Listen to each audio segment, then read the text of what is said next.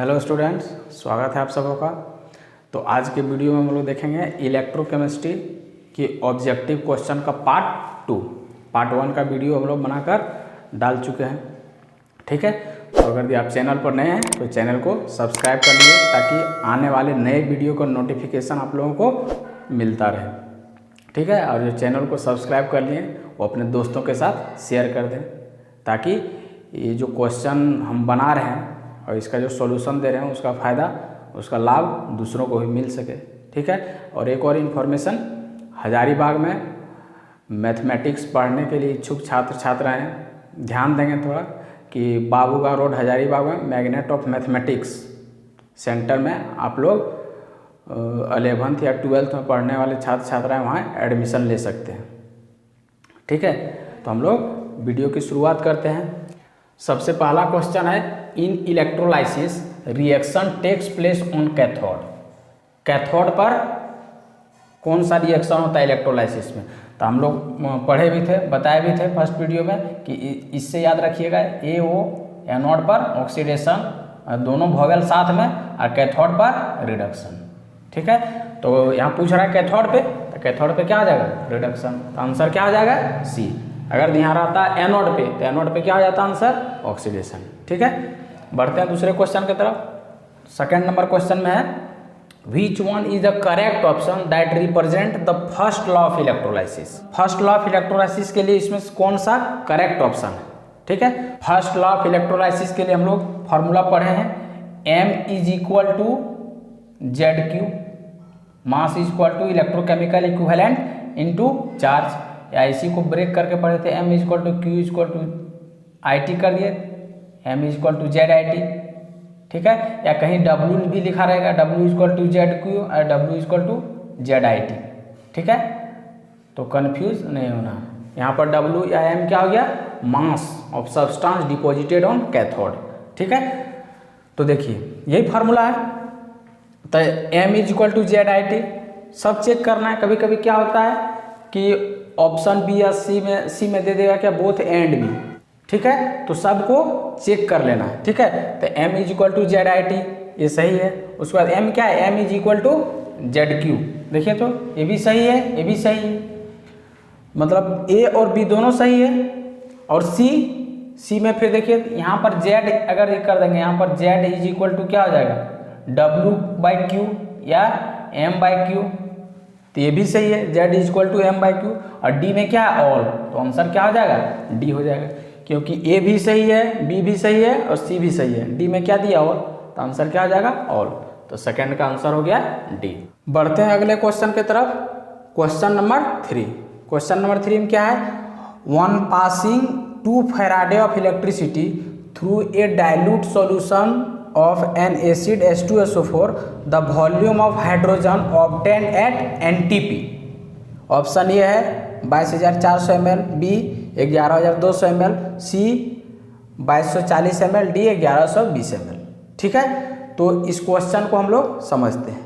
ठीक है, सबसे पहले देखिए यहाँ पर क्या है? NTP। ठीक है, NTP हो गया normal temperature and pressure. Normal temperature and pressure में प्रेशर कितना होता है? 1 atm। ठीक है, और टेम्परेचर होता है 20 डिग्री सेल्सियस। ठीक है, 20 डिग्री सेल्सियस। इसी को अगर यदि हम केल्विन में चेंज करेंगे तो कितना? 220 डिग्री सेल्सियस में 273 जोड़ देंगे तो कितना आ जाएगा? 293 केल्विन। ठीक है, और NTP पे 1 मोल गैस का, ठीक है, 1 मोल कोई भी गैसीय सब्सटेंस का NTP पे जो वॉल्यूम होता है वो होता है 24.02 लीटर। ठीक है, ये 1 मोल गैस का NTP पे वॉल्यूम होता है। ठीक है, अब देखिए यहाँ क्वेश्चन क्या बोल रहा है? बोल रहा है कि जब 2 फैराडे इलेक्ट्रिसिटी पास कर रहे हैं डाइल्यूट सॉल्यूशन H2SO4 से, तो कितना वॉल्यूम हाइड्रोजन का ऑब्टेंड होगा NTP पे। ठीक है, तो इलेक्ट्रोलाइसिस का क्वेश्चन है। अब यहाँ पर देखिए थोड़ा, यहाँ पर इलेक्ट्रोलाइसिस हम लोग देख लेते हैं। तो देखिए H2SO4 का हम लोग क्या कर रहे हैं? इलेक्ट्रोलाइसिस करा रहे हैं। तो यहाँ जब भी हम लोग इलेक्ट्रोलाइसिस कराते हैं तो यहाँ पर प्रोडक्ट होता है, प्रोडक्ट बनता है किस पे, एनोड पे और कैथोड पे। तो देखिए सबसे पहले इसका हम लोग प्रोडक्ट लिख लेते हैं, एनोड और कैथोड पे क्या प्रोडक्ट होगा। ठीक है, तो देखिए सबसे पहले इसको हम लोग ब्रेक करते हैं, इसको ब्रेक करेंगे 2H प्लस प्लस SO4 2- और एक्वस H2SO4 मतलब पानी भी है, तो पानी ब्रेक करेगा किस तरह, H प्लस और OH माइनस में। तो यहाँ पर देखिए मेरा ये हो गया कैटायन, ये हो गया एनायन, तो यहाँ लिखेंगे कैटायन क्या हो गया आपका H प्लस एक ही है, और एनायन क्या हो जाएगा, एनायन 2 हो जाएगा, एक हो जाएगा OH माइनस, एक हो जाएगा SO4 2-। ठीक है, तो एक्वस H2SO4 में एक कैटायन हो गया H प्लस, एनायन 2 हो गया OH माइनस और SO4 2-। ठीक है, तो अब कैथोड पे देखते हैं प्रोडक्ट क्या बनेगा। तो कैथोड पे क्या होता है, कैथोड पे कैटायन का रिडक्शन होता है। कैटायन यहाँ एक ही है H प्लस, तो इसका रिडक्शन होगा। देखिए इसका जब रिडक्शन कराएंगे H प्लस का तो क्या बना देगा, हाइड्रोजन। ठीक है, और अब कैथोड पे मेरा क्या मिल गया, हाइड्रोजन मिल गया। अब रिएक्शन किस पर होगा, एनोड पे। तो देखिए एट एनोड, एनोड पे क्या होता है, ऑक्सीडेशन होता है। किसका ऑक्सीडेशन होगा, एनायन का। तो एनायन यहाँ पर देखिए अब केटो है, 2 है, OH माइनस भी SO4 2- भी। अब यहाँ क्वेश्चन है कि किस एनायन का ऑक्सीडेशन कराएंगे। ठीक है, तो कंसेप्ट है कि उस एनायन का ऑक्सीडेशन होगा जिसका ऑक्सीडेशन पोटेंशियल ज़्यादा हो, लेकिन हम लोग को इस सब एनायन का ऑक्सीडेशन पोटेंशियल याद रखना मुमकिन नहीं है। ठीक है, तो यहाँ एक हम लोग ट्रिक्स लगाएंगे। क्या ट्रिक लगाएंगे कि अगर यदि कोई भी इलेक्ट्रोलाइटिक सॉल्यूशन का इलेक्ट्रोलाइसिस हो रहा है, कोई भी इलेक्ट्रोलाइट का इलेक्ट्रोलाइसिस हो रहा है और उसका हम लोग कैथोड और एनोड पर प्रोडक्ट लिख रहे हैं। ठीक है, एनोड पर हम लोग जब प्रोडक्ट लिखते हैं तो एनायन का ऑक्सीडेशन कराते हैं, तो उस एनायन का ऑक्सीडेशन कराएंगे जिसके पास नंबर ऑफ ऑक्सीजन एटम क्या हो, कम हो। अब देखिए यहाँ पर एक ऑक्सीजन एटम है हाइड्रोक्साइड आयन में, सल्फेट में कितना 4 है, तो जिसके पास नंबर ऑफ ऑक्सीजन एटम कम हो उसी का ऑक्सीडेशन कराएंगे। तो यहाँ ऑक्सीडेशन किसका होगा, OH माइनस का। तो OH माइनस का ऑक्सीडेशन कराएंगे तो H2O plus half O2 plus 2 electron, ये रिएक्शन होगा। ठीक है, तो देखिए कैथोड पे मेरा मिल गया हाइड्रोजन, एनोड पे क्या मिल गया, वाटर ऑक्सीजन। यहाँ से ये भी क्वेश्चन पूछ सकता है कि जब एक्वस सल्फ्यूरिक एसिड का, एक्वस H2SO4 का इलेक्ट्रोलाइसिस करा रहे हैं तो कैथोड पे क्या प्रोडक्ट बनेगा, एक क्वेश्चन। तो कैथोड पे क्या बन रहा है, हाइड्रोजन। एनोड पे क्या प्रोडक्ट बनेगा, तो एनोड पे क्या बन रहा है, वाटर बन रहा है और ऑक्सीजन बन रहा है। यहाँ से 2 क्वेश्चन अराइज हो गया। ठीक है, तो जितना तरह का पॉसिबल क्वेश्चन हो सकता है यहाँ पर बता दे रहे हैं, तो आप लोग हर एक क्वेश्चन को दिमाग में रखिए, क्योंकि हर एक एग्जाम पॉइंट ऑफ व्यू से हर एक क्वेश्चन इंपॉर्टेंट है। ठीक है, अब यहाँ पर हम प्रोडक्ट लिख लिए। ठीक है, अब यहाँ क्वेश्चन क्या बोल रहा है कि हाइड्रोजन जब लिबरेट हो रहा है NTP पे तो 2 फैराड इलेक्ट्रिसिटी से कितना वॉल्यूम उसका ऑब्टेंड होगा। ठीक है, अब देखिए अब हाइड्रोजन का जब लिबरेशन हो रहा है तो यहाँ पर देखिए जब हम लोग रिएक्शन यहाँ पर लिख रहे थे जैसे 2H plus plus 2 electron H2, तो बताए थे कि जितना मोल इलेक्ट्रॉन यूज होगा उसको क्या कंसिडर कर लेंगे, फैराडे। तो यहाँ 2 मोल इलेक्ट्रॉन है तो 2 फैराडे चार्ज यूज होगा। 3 मोल इलेक्ट्रॉन रहता है 3 फैराडे। ये ट्रिक्स है, ये कंसेप्ट है। ठीक है, तो यहाँ पर देखिए अब 2 फैराडे चार्ज से अब ये कितना मोल गैस है, 1 मोल गैस है। तो 1 मोल गैसियस सब्सटेंस जो होता है वो STP पे कितना देता है, कितना वॉल्यूम देता है, 22.4 लीटर। ठीक है, यहाँ पर आप लोग ध्यान थोड़ा दीजिएगा। देखिए 1 मोल गैस जो होता है एट STP पे कितना वॉल्यूम होता है, ये आपका मोल कंसेप्ट 11 का जो सम बेसिक कंसेप्ट चैप्टर है वहाँ पर पढ़ना है। तो आप लोग को अगर पढ़ेंगे थोड़ा अच्छे ढंग से तो आप लोग को ये याद होगा। तो 1 मोल गैस का STP पे कितना वॉल्यूम होता है, 22.4 लीटर या फिर 22,400 ml, या इसी को सीसी बोल देते हैं, 22,400 सीसी STP पे। लेकिन NTP पे कितना होता है, 24.02 लीटर, क्योंकि STP पे जो होता है वो टेम्परेचर होता है 0 डिग्री सेल्सियस या 273 केल्विन, और प्रेशर होता है 1 atm। तो NTP और STP दोनों पे प्रेशर 1 atm, लेकिन टेम्परेचर में डिफरेंस होता है, इस कारण वॉल्यूम भी क्या होता है, चेंज हो जाता है। STP पे वॉल्यूम गैस का होगा 22.4 लीटर या 22,400 ml या 22,400 cc, लेकिन NTP पे कितना आ जाएगा 24.02 लीटर। ठीक है, तो 1 मोल जब आ रहा है तो कितना आ जाएगा STP पे 22.4 लीटर, 2 मोल रहता तो इसका 2 गुना हो जाता। अब देखिए जब 1 मोल यहाँ प्रोड्यूस हो रहा है 2 फैराड चार्ज, तो 2 फैराड चार्ज से मेरा 1 मोल बन रहा है, 1 मोल मतलब STP पे अगर वॉल्यूम बोलेंगे तो 22.4 लीटर या 22,400 ml, लेकिन यहाँ क्वेश्चन क्या पूछ रहा है NTP पे। ठीक है, तो NTP पे कितना हो जाएगा यहाँ पर 24.02 लीटर। ठीक है, अब यहाँ देखते हैं ऑप्शन किसमें। ऑप्शन ए में है 22,400 ml, बी में 11,200 ml, सी में 22,40 ml, डी में 11,20 ml। ऑप्शन में यहाँ पर नहीं है। ठीक है, लगता है क्वेश्चन में कुछ मिस्टेक है, तो यहाँ पर आप लोग थोड़ा ऑप्शन को चेंज कर लीजिएगा। ठीक है, एक ऑप्शन और दे देते हैं यहाँ पर, कंसेप्ट समझ लीजिएगा। ऑप्शन यहाँ पर ये दे दिए, तो अगर यदि NTP पूछ रहा है तो यहाँ पर 2 फैराड चार्ज से 1 ही मोल लिबरेट हो रहा है, 1 मोल मतलब NTP पे कितना 24.0 लीटर 02 लीटर, तो ऑप्शन यहाँ पर ई में अगर दी या कोई भी एक ऑप्शन में 24.02 लीटर रहता तो आंसर ये हो जाता, लेकिन यहाँ पर 22,400 ml इस तरह कुछ दिया है, तो यहाँ पर हो सकता है क्वेश्चन में कुछ मिस्टेक हो, यहाँ पर STP पे होगा। ठीक है, अगर यहाँ क्वेश्चन STP रहता तो आंसर क्या हो जाता ए। ठीक है, तो आप लोग इस चीज को ध्यान में रखिएगा। ठीक है, तो बढ़ते हैं अगले क्वेश्चन की तरफ। क्वेश्चन नंबर 4 मिटा देते हैं इसको।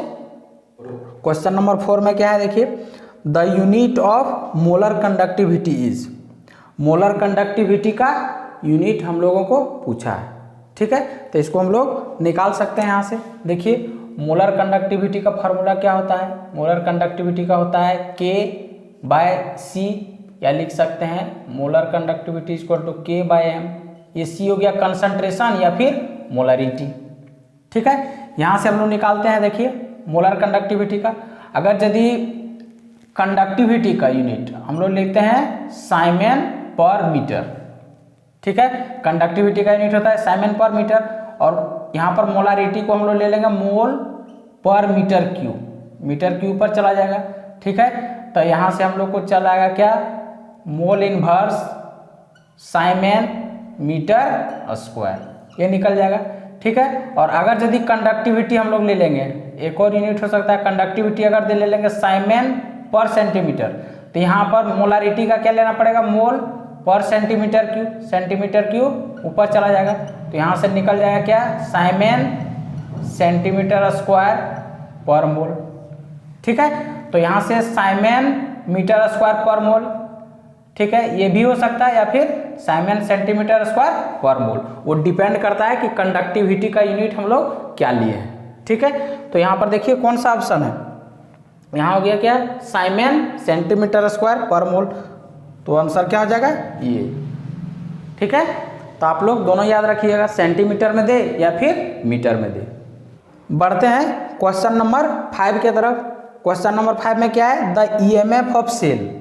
देखिए यहाँ पर हाफ सेल दिया हुआ है, ये इसका ई नॉट दिया हुआ है, जिंक से Zn2 प्लस, कॉपर से कॉपर 2 प्लस। ठीक है, ऐसा क्वेश्चन जनरली एग्जाम में पूछ देता है, कंपटीशन में भी कभी कभी पूछ देता है। ठीक है, तो इसका हम लोग सॉल्व करने का कंसेप्ट देख लेते हैं कि ऐसा क्वेश्चन जब आएगा तो हम लोग इसको कैसे सॉल्व करेंगे। ठीक है, देख लीजिए यहाँ पर क्वेश्चन क्या है, यहाँ पर जिंक से Zn2 प्लस, तो जिंक पर चार्ज क्या है 0 है, और 0 से कितना गया है +2 गया है, मतलब यहाँ पर ऑक्सीडेशन नंबर क्या हो रहा है बढ़ रहा है, और जहाँ पर ऑक्सीडेशन नंबर बढ़ रहा है मतलब क्या हो रहा है ऑक्सीडेशन, और यहाँ पर कोई पोटेंशियल तो लिखा नहीं है, तो ये जब रिएक्शन ऑक्सीडेशन हो रहा है सामने जो पोटेंशियल दिया रहेगा वो कौन सा पोटेंशियल हो जाएगा ऑक्सीडेशन पोटेंशियल। ठीक है, अब देखिए नीचे यहाँ क्या हो रहा है 0 से +2 जा रहा है, यहाँ भी ऑक्सीडेशन हो रहा है, तो यहाँ पर जो पोटेंशियल दिया है ये भी क्या दिया है ऑक्सीडेशन पोटेंशियल। अब दोनों हाफ सेल में मेरा क्या दिया है ऑक्सीडेशन पोटेंशियल। ठीक है, आप लोग बुक में अलग अलग बुक में देखिएगा तो ई नॉट कैथोड राइट लेफ्ट बहुत सारा फार्मूला लिखा रहता है, और स्टूडेंट क्या होता है, कन्फ्यूज हो जाता है। ठीक है, तो आप लोग को हम यहाँ पर एक फार्मूला दे रहे हैं और एक कंसेप्ट दे रहे हैं, उसको दिमाग में बैठा लीजिएगा। इस तरह का क्वेश्चन कभी गलत नहीं होगा। ठीक है, तो हम लोग इसको सॉल्व करते हैं।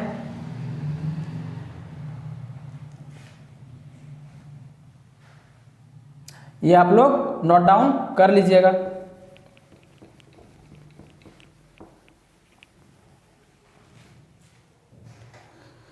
देखिए, जहां भी ई नॉट सेल निकालने देगा, ई नॉट सेल, तो ई नॉट सेल का एक ही फार्मूला याद रखिएगा, SOP ऑफ एनोड। SOP हो गया standard oxidation potential of anode, plus SRP of cathode. SRP हो गया स्टैंडर्ड रिडक्शन पोटेंशियल। तो ई नॉट सेल का यही फार्मूला सिर्फ आप लोग दिमाग में रखिएगा। E not cell is equal to क्या आ जाएगा, SOP of anode plus SRP of cathode, standard oxidation potential of anode plus standard reduction potential of cathode. अब देखिए इस फार्मूला में ये कैसे पुट करेंगे। अब देखिए, तो दोनों मेरा क्या दिया हुआ, आप लोग को पता चल गया कि दोनों दिया है ऑक्सीडेशन पोटेंशियल। जब दोनों ऑक्सीडेशन पोटेंशियल रहे या फिर दोनों रिडक्शन पोटेंशियल रहे, तो जो ज़्यादा वैल्यू होता है उसका वैल्यू हम लोग फिक्स कर देंगे। तो देखिए ये दोनों में ज़्यादा कौन है, 0.76 वोल्ट। ठीक है, तो ऑक्सीडेशन पोटेंशियल इसका ज़्यादा है, जिसको हम लोग फिक्स कर देंगे। और हम लोग को पता है कि जिसका ऑक्सीडेशन पोटेंशियल ज़्यादा उसका ऑक्सीडेशन होगा, और ऑक्सीडेशन किसका होता है, एनोड का। ऑक्सीडेशन किस पर होता है, एनोड पर।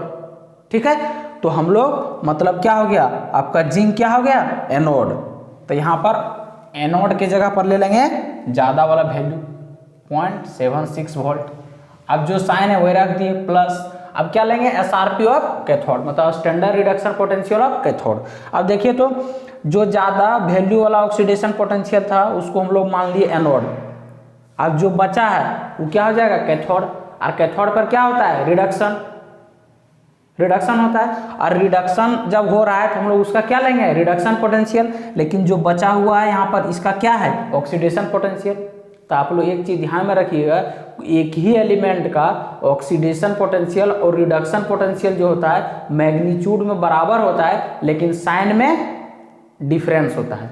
मतलब यहाँ पर देखिए ऑक्सीडेशन पोटेंशियल यहाँ पर है माइनस में, तो इसी का रिडक्शन पोटेंशियल अब अगर कर देंगे तो यहाँ हो जाएगा प्लस 0.34 वोल्ट।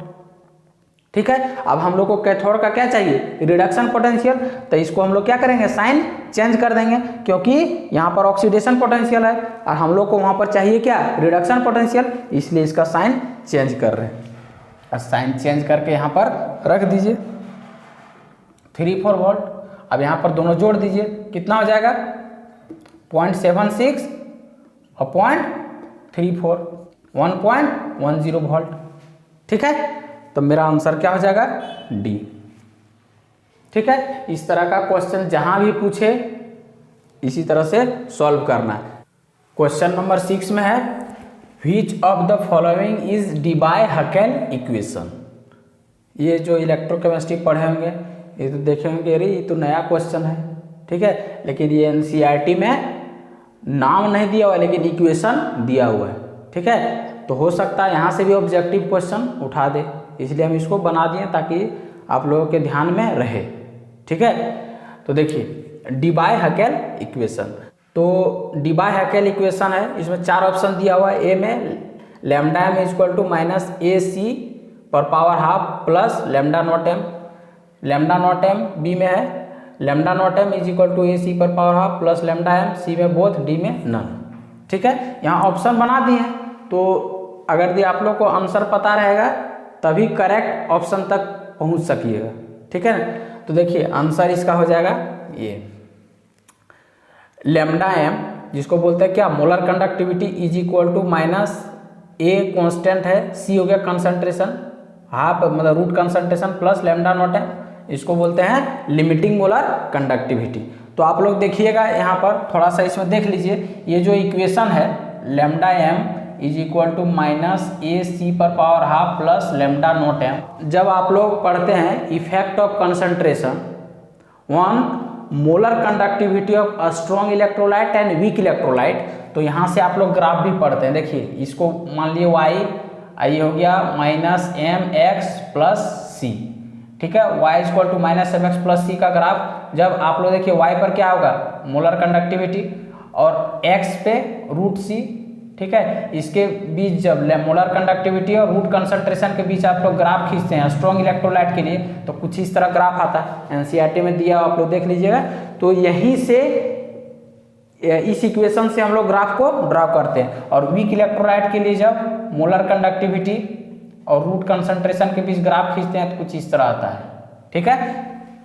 तो ये ग्राफ भी पूछ सकता है, ठीक है। तो आप लोग ध्यान रखिएगा, जैसे इस तरह ग्राफ दे दिया, बोल देगा कि ये मोलर कंडक्टिविटी और √c के बीच ग्राफ खींचा गया है, तो ये किस इलेक्ट्रोलाइट के लिए, स्ट्रॉन्ग इलेक्ट्रोलाइट के लिए, वीक इलेक्ट्रोलाइट के लिए, बोथ, नन ऑफ दिस।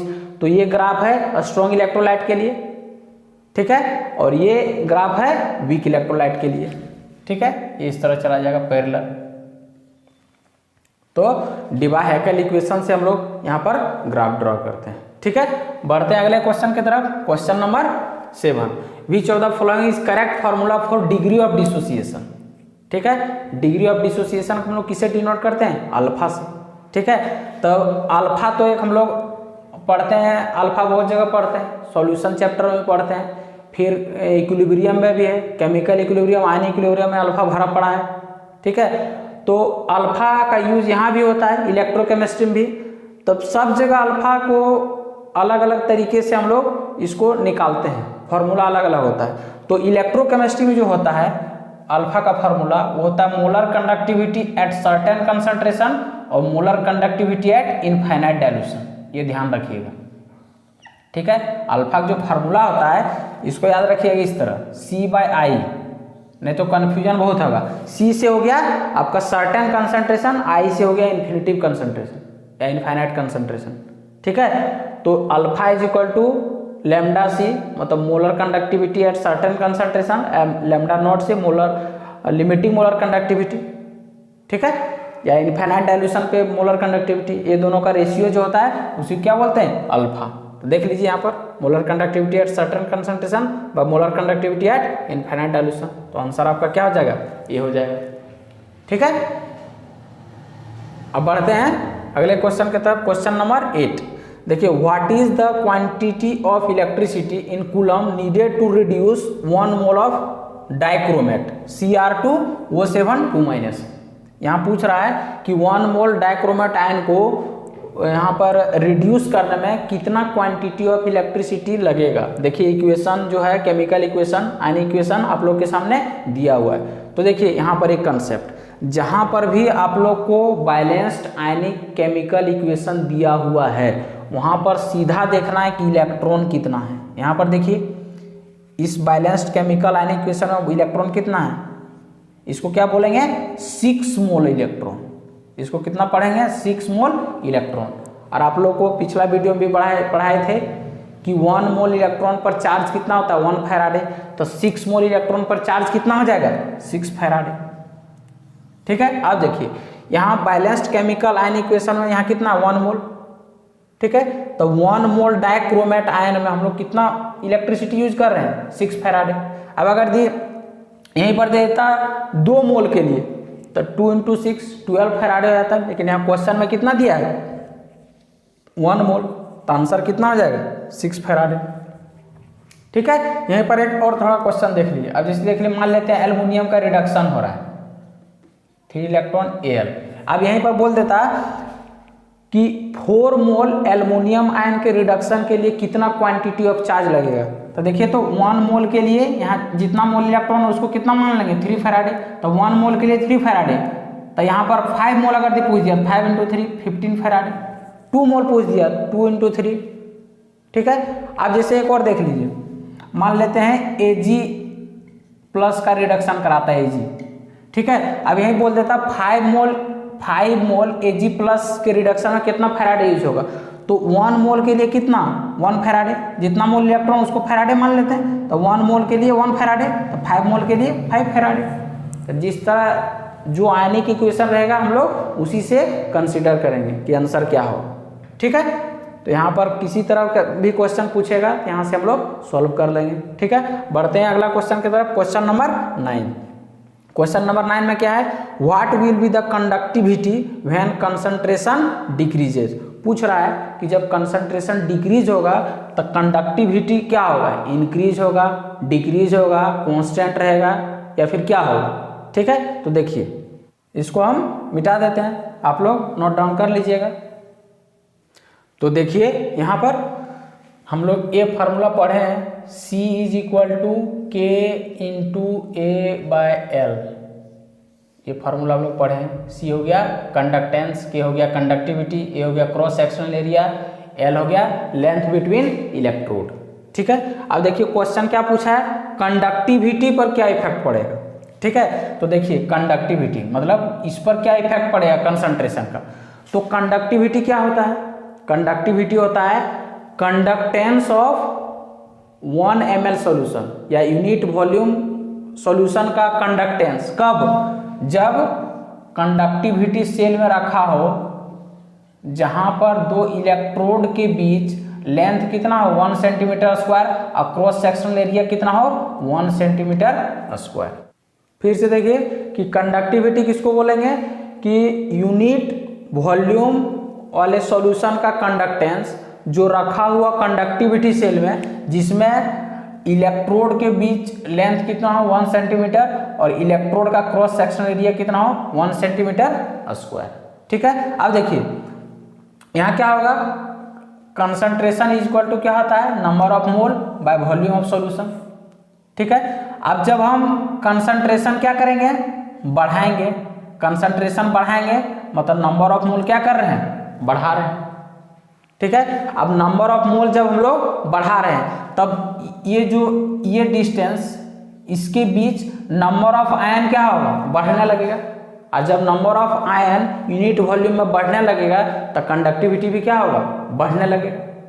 ठीक है, लेकिन जब हम लोग कंसंट्रेशन क्या करेंगे, घटा देंगे, कंसंट्रेशन घटा दिए मतलब वॉल्यूम बढ़ा दिए।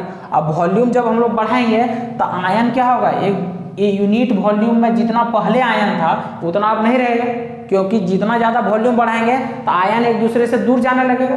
अब यूनिट वॉल्यूम में नंबर ऑफ आयन क्या हुआ, घट गया। अब जब नंबर ऑफ आयन घट गया तो कंडक्टिविटी भी क्या होगा, घट जाएगा। तो यहाँ पर क्वेश्चन क्या पूछ रहा है, जब कंसंट्रेशन घटाएंगे तो कंडक्टिविटी क्या होगा, कंसंट्रेशन घटा दिए मतलब वॉल्यूम बढ़ा दिए। अब वॉल्यूम बढ़ाएंगे तो यूनिट वॉल्यूम में नंबर ऑफ आयन क्या होगा, पहले से कम हो जाएगा, क्योंकि जैसे जैसे वॉल्यूम बढ़ाएंगे आयन एक दूसरे से दूर जाएगा।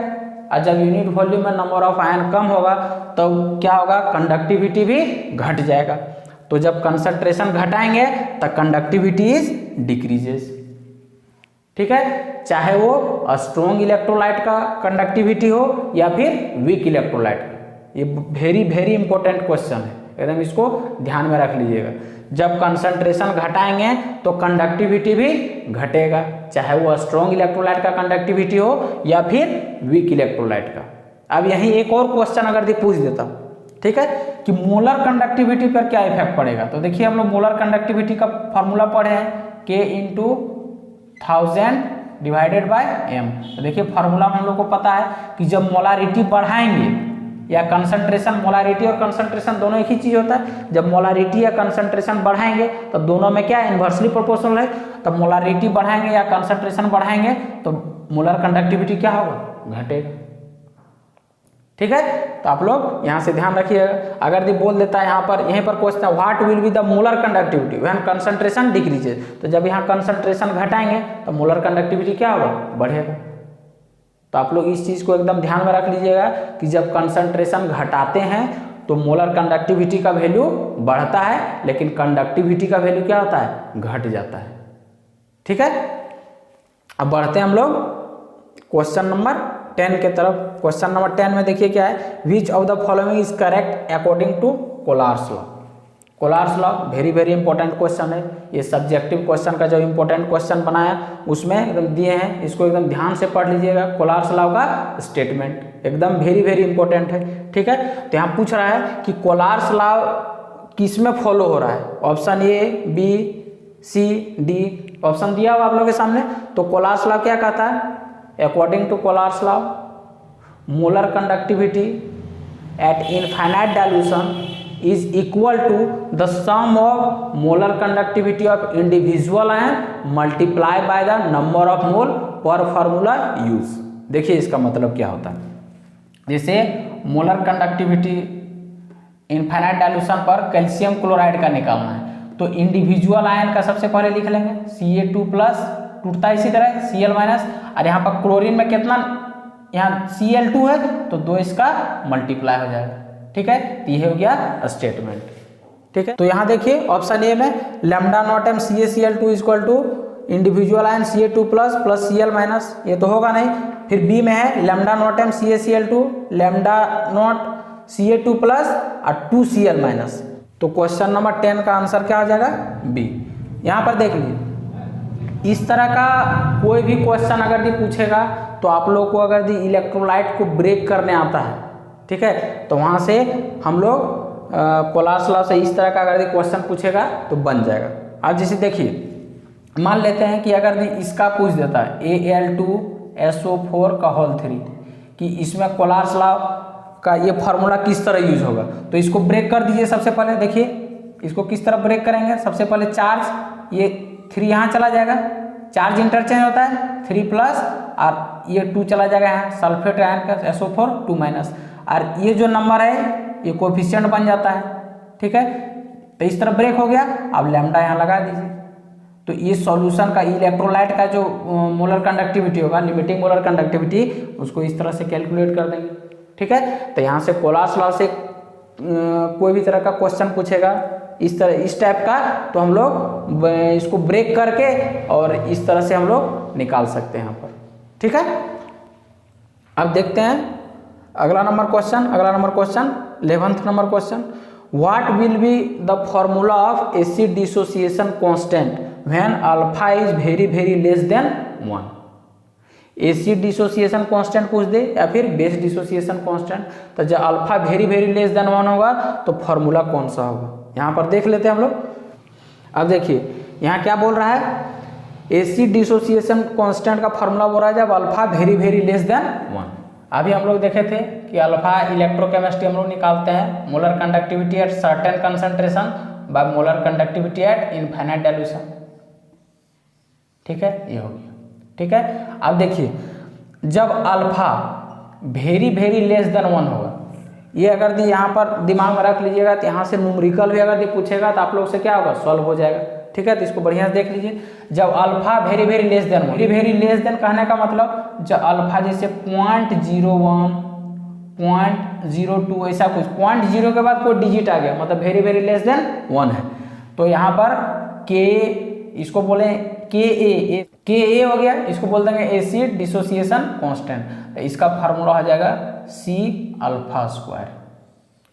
C हो गया कंसंट्रेशन, अल्फा हो गया डिग्री ऑफ डिसोसिएशन। और अगर यदि अल्फा अप्रोक्स टू 1, मतलब जैसे अल्फा देखिए आ गया 0.1, पॉइंट के बाद कोई डिजिट आ गया 0.2 0.3, ठीक है, 0.8 0.7 0.6, पॉइंट के बाद कोई डिजिट आ गया तो उसको हम लोग नेग्लेक्ट नहीं करेंगे। और जब नेग्लेक्ट नहीं करेंगे तो के का फार्मूला हो जाएगा C alpha square by 1 minus alpha. ठीक है, अब यहीं पर अगर पूछ देता बेस डिसोसिएशन कांस्टेंट तो के बी कर देते, ए हो गया एसिड डिसोसिएशन कांस्टेंट और बी लगा देते तो हो जाता बेस डिसोसिएशन कांस्टेंट। तो जब अल्फा को हम लोग नेग्लेक्ट कर देते हैं, मतलब अल्फा जब पॉइंट के बाद 0 और कुछ डिजिट है, पॉइंट के बाद जैसे ही 0 आ गया मतलब उसको नेग्लेक्ट कर देना है। और जब नेग्लेक्ट कर देंगे अल्फा तो फार्मूला हो जाएगा K equal to C alpha square acid के लिए, या फिर बेस डिसोसिएशन कांस्टेंट होता है K B equal to C alpha square. और अगर दी अल्फा यहाँ कैलकुलेट किए, अब पॉइंट के बाद कोई डिजिट आ गया 0.1 0.2 0.6 0.5 0.4 कुछ भी, तो इसको नेग्लेक्ट नहीं कर सकते अल्फा को। और जब नेग्लेक्ट नहीं करेंगे और एसिड डिसोसिएशन कांस्टेंट या फिर बेस डिसोसिएशन कांस्टेंट निकालने देगा तो यहाँ से फार्मूला आ जाएगा C alpha square by 1 minus alpha. ठीक है, इसको ध्यान में रख लीजिएगा। अगर आ गया है तो यहाँ से अगर न्यूमेरिकल भी जनरली पूछता है इलेक्ट्रोकेमिस्ट्री से यहाँ से, तो यहाँ से भी आप लोग को सॉल्व हो जाएगा, सिर्फ कैलकुलेशन बचेगा। ठीक है, तो 11th नंबर क्वेश्चन का आंसर क्या हो जाएगा, बी हो जाएगा। ठीक है, यहाँ ये कब होता, जब अल्फा अप्रोक्स टू 1 होता, लेकिन यहाँ पूछा alpha very very less than 1, तो आंसर हो जाएगा बी। अगर दी अल्फा अप्रोक्स टू 1 बोलता तो हो जाता ये। ठीक है, तो आज के वीडियो में बस इतना ही। ये सेकेंड पार्ट था इलेक्ट्रोकेमिस्ट्री के ऑब्जेक्टिव क्वेश्चन का। ठीक है, तो आप लोग यहाँ से जितना हम बता दिए हैं उतना सफिशियंट है। जो ऑब्जेक्टिव बना उससे रिलेटेड जितना भी क्वेश्चन अराइज हो सकता था वो सब हम यहाँ बता दिए हैं। आप लोग वीडियो को पूरा देख लीजिएगा, इससे जो भी कुछ पढ़े हैं, जो कन्फ्यूजन होगा आप लोग को दूर हो गया, ऐसा आशा करते हैं। ठीक है, अगर इस चैनल पर नए हैं तो चैनल को सब्सक्राइब कर लीजिएगा, ताकि मेरे आगे आने वाले वीडियो का नोटिफिकेशन आप लोग को मिलता रहे, और दोस्तों के साथ शेयर कर दीजिएगा, ताकि हम जो मेहनत कर रहे हैं उसका लाभ और सबों को भी मिले।